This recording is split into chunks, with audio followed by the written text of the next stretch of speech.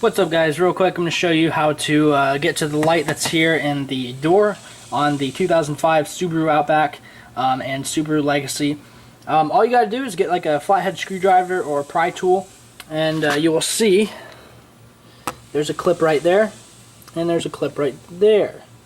So all you're really going to do is just bring your little tool up into that crevice and just kind of pop it off.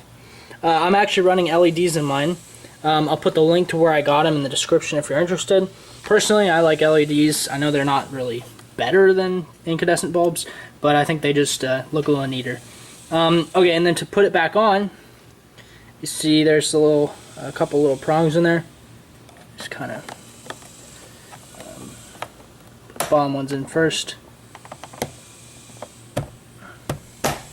and just pop it right back in. And just like that, that's how you do it. Hope you guys enjoyed. Please be sure to subscribe, leave a like, and we'll see you guys next time.